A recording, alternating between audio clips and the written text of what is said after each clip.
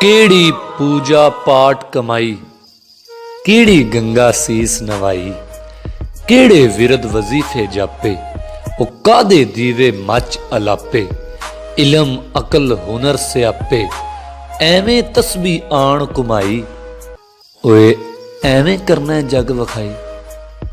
कादे रोजे हज जकातां, कूड़ नमाजां, पंड किताबां, सिर ते चावें नित अजाबे, करना है कानू नित खराबे।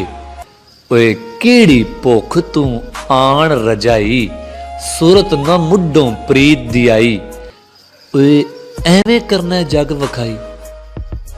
एवें लीके लेख तू काले, सप नाग काले तू पाले, अखी समंदर टोए खाले, खूएं तेरे वादत वाले, घट्टी लगे मकड़ी जाले, पानी वगदै नीवी जाई, ओए एवें करना जग वखाई।